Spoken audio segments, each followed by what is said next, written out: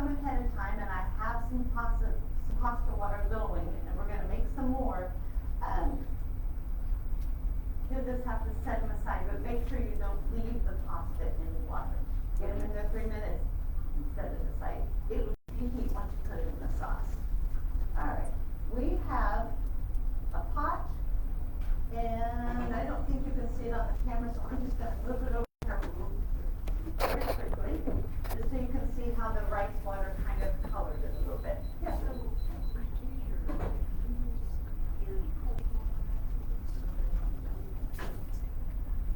I don't usually, because the oil from the sauce, and they're not flour noodles, they're rice noodles, but you could leave them in cold water if you wanted to. I haven't had any trouble with it, but, you know, and you know what, sometimes I do, if I'm home by myself and I want a quick snack, I want this sometimes. I will take this pasta water and put a jar of it in the refrigerator, and so I can use that to thicken my sauce, and then, you know, so there is that. All right, we have a nice boil on our water. So we are going to not add the noodles just yet, because I don't want them to cook too soon, because I already have pasta water in here. But we're going to get our pan and this going to about medium low. We're going to add butter to the pan and let it get melting. Now this is 6 ounces of butter. And before you, butter does have a bad rep. Just like everything, you can go on the internet and you can read anything negative about pretty much any food that's out there. And so, you know, we, as a society, we have a tendency to get a little bit lazy about what we put on and what we eat. We say, oh, he said, take this pill, I'll take it. Oh, store said this is good for me to eat, I'll eat that. But honestly, we have a tendency to want somebody to tell us, do this, do that, eat this, don't eat that, you know? And it's good to listen, but ultimately, your health is your responsibility. You are in charge of your health. These people are out here to help you, give you advice, but to do things without doing any research, that's kind of scary, you know? You gotta think about these things. But the long and short of it is, the more you can eat things that are in their natural state, the less preservatives, the less processed they are, they're gonna be better for you. So if you look at butter, butter is a natural, it's made from cows. Should you have moderation? Absolutely. But should you use butter, or should you use an oil that is overly processed? For example, canola oil. It's very highly processed. It does come from a vegetable, but it's heated and reheated, and then there are additives that are put in it to pull the oil out. And so, there again, take responsibility for what you eat. But on the butter side, moderation, balance, okay? So, we have our butter melting, and if you look at the bottom of the page, I put a little excerpt on there of some of the nutritions that butter does have. All right, we want to put this up a little hot. And being, this is not something that you would want to eat every day as well. But that goes for anything, even good things, when you use them too much, they're not good for you. Alright, we're still waiting for this butter to get hot. Okay.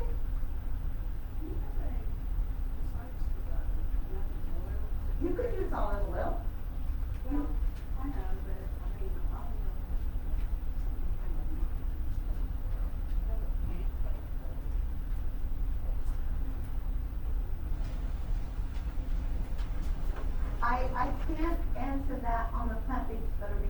don't know anything about It it. has olive oil. Oh, it does, okay. It comes from Experiment with it. I just don't like it. I don't process it. Right. And I know from oil and great, Right, right. But I would, honestly, I would use olive oil if I wasn't gonna use butter.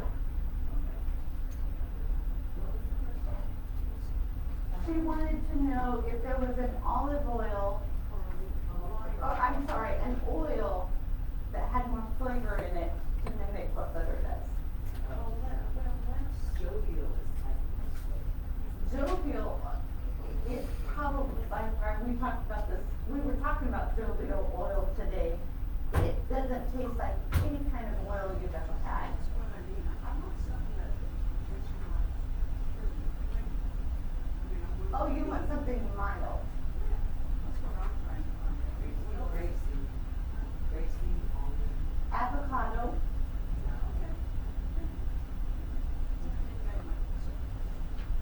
I love that about our class, that we can all share different ideas. So typically, Alfredo does not have garlic in it, but I'm adding garlic and I've mushed a couple cloves. Now, as soon as my butter comes up to a bubble, we are going to throw this garlic in.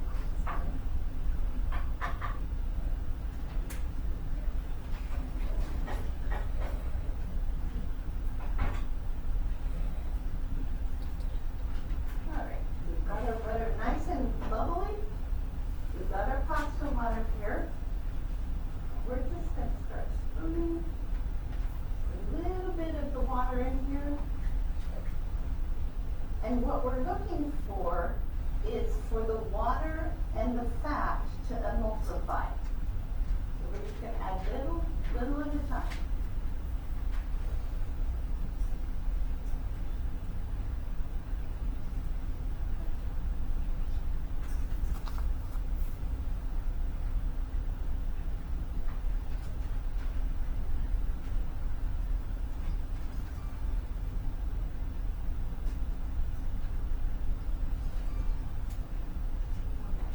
That's not an alarm, that's my phone, sorry about that.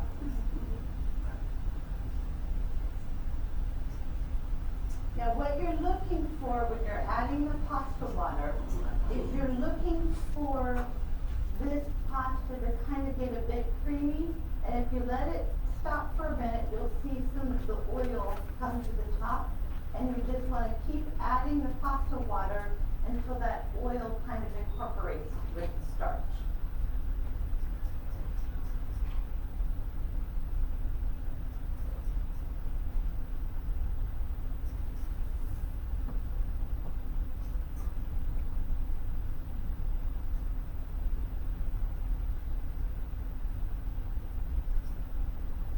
Now this comes together pretty quickly, but it's not really something that you can really make ahead of time because the Parmesan, once it hits the cold, it will tend to harden up, and then if you go to reheat it, it's a little trickier because you could, if you get it too hot, it'll break the butter out. But if you already have the noodles in and you want to reheat it, if you save a little pasta water, and kind of add a little pasta water to help you with that. See how that's getting a little thicker? And once that thickens up, we'll be able to turn the fire off and add our Parmesan.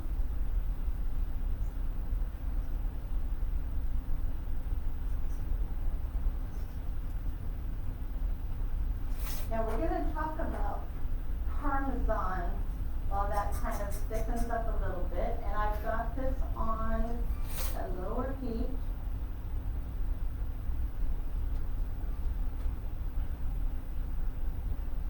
So, when you go to the store, you can find Parmesan that's in those little shaker things that you shake on pizza. You can buy it shredded, you can buy it shaved, and you think it's Parmesan, right? No, actually it isn't. Some of them are made with fillers. Some of them, the process of the milk that goes into the cheese are different. They're fed different things.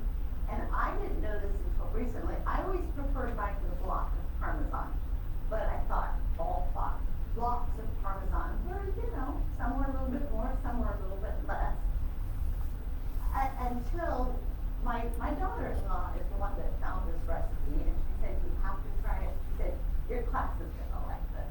And so we started tweaking it and messing around with it. And the first time I tried it, I tried just one of those wedges that says Parmesan.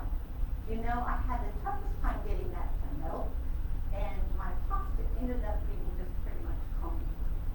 And so I went back and I started researching, and apparently they're not created equal. And it said, look for, and I'm probably going to butcher the pronunciation of this, but I'm holding it up so you can see it. Parmigiano Reggiano. This is usually, I know Walmart has it, and back in the deli where they have their specialty cheeses, they'll have the blocks of regular Parmesan, and this will be right next to it, and it will be just a little bit more than the other ones, but the taste comparison, it's so much better, isn't it? I was blown away when I tasted the difference. So the story behind this is under very strict, this isn't imported, but it's their guidelines. These cows are grass fed. The guidelines are very strict about what they eat. And the only ingredients are the milk from these grass fed cows, salt, rennet. And they're also very strict, it has to be aged for a minimum of 2 years. So that would explain why it tastes better, it's crumbly. And then there's this, basically, it says it's basically lactose free. There's a good amount of protein and calcium in it, and saturated fats are very, very minimal, so it's a little bit healthier to eat. And they're kind of even finding, because of the way it's processed, that it's good for your gut health. So if you have trouble processing cheese, this one is a little bit easier to process. That being said, remember moderation. Balance and moderation. So when you're looking for this cheese, the actual Parmesan Reggiano is going to have a rind on it. Have you read recipes where they said what to do with the Parmesan rind? And the other blocks that I would get, they don't have a rind. Okay, maybe it's just the end cut, but this actually does. You can see it's the rind where it's aged, and it will usually have a stamp on it. So, very interesting. I went ahead and grated this. So, when you're grating it to make it melt better, if you grate it with a microplane zester, it fluffs up and it's lighter and it melts easier. You also have this, if you have a really small grater, you can also do that, but that's still not as fine as this. And I made sauce ahead of time this morning, and I grated some with the microplane zester, I grated some with this, and then I tried some in the food processor.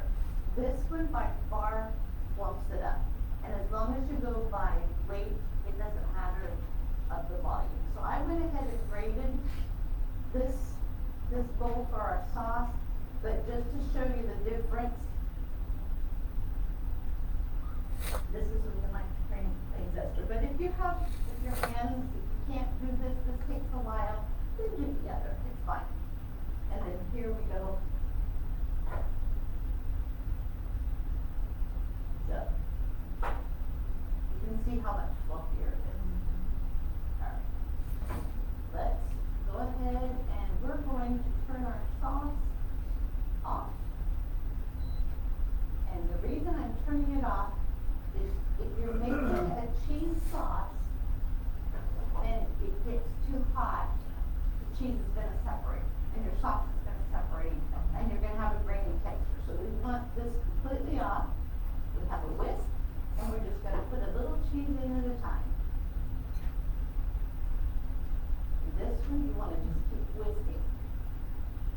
this was 6 ounces of Parmesan.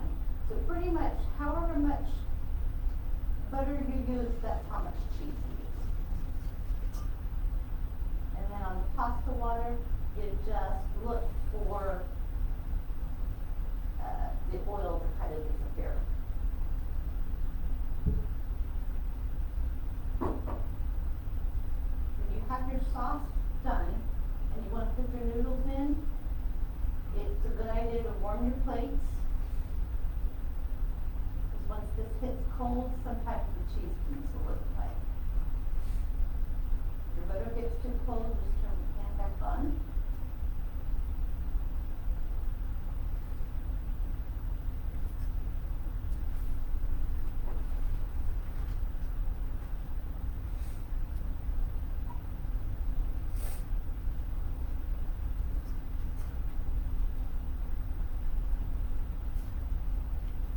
What you're looking for here is you're looking for the cheese to completely melt.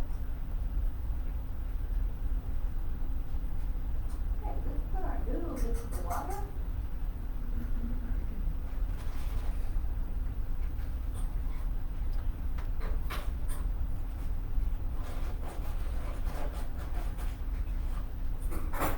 These noodles, this is a half a package and I just left it out so I want you to be able to see it. It's a different creature. We're gonna put this whole thing in here. We've got 3 minutes.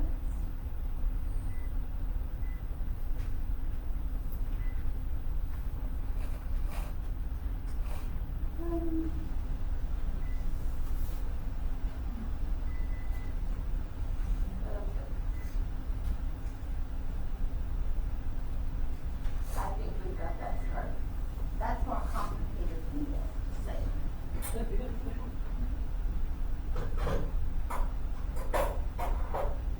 One more step to add just a little bit of protein and nutrition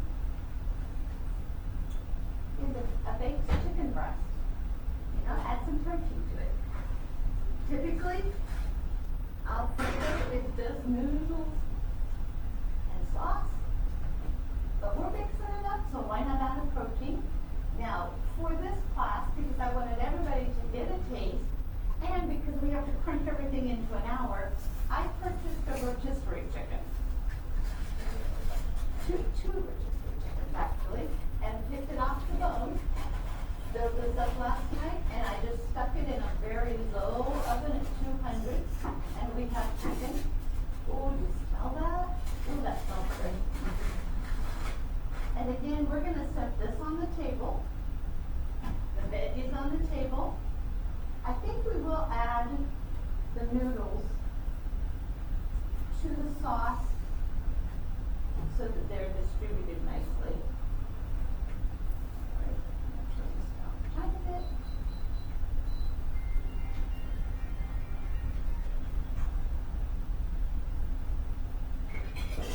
These are the noodles I fixed earlier.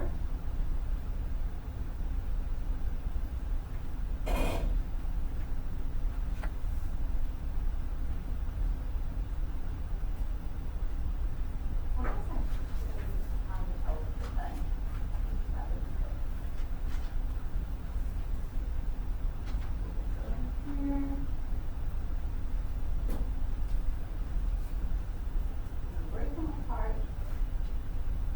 You should see the tiniest little fork. And the other way, you can taste them. And if they taste soft, then they're ready. These are angel hair, so they're pretty thin. We're gonna give it just a second longer. And then we'll pull them out.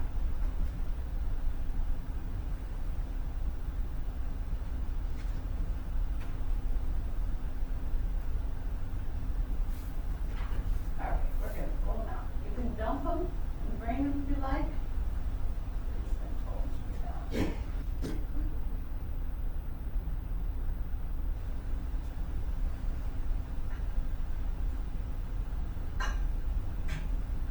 Generally, if I'm fixing these at home for just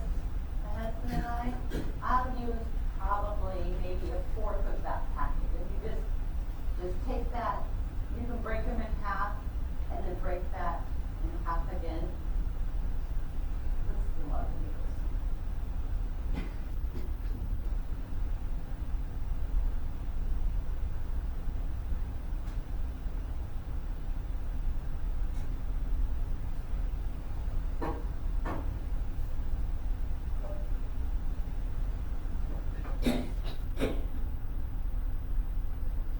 If your cheese starts to separate a little bit, just put it back on the burner very low.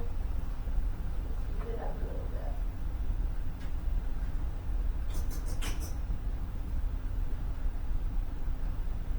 Now, I'm not good at the flipping thing, so we're not gonna do that.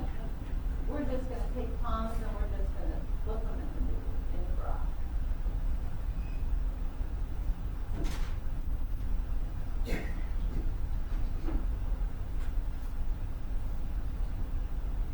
Add noodles to your taste preference. If you want more sauce, less noodle, that's your choice.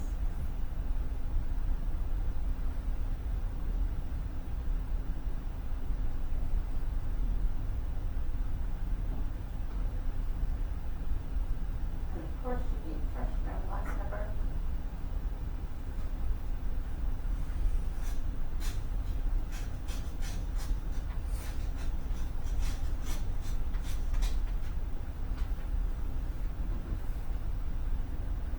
Mouth watering yet?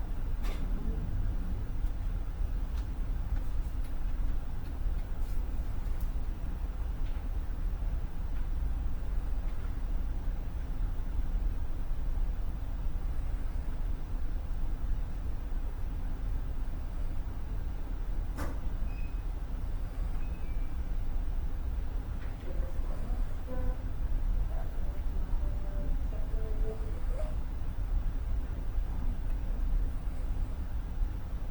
And there you go. I'm so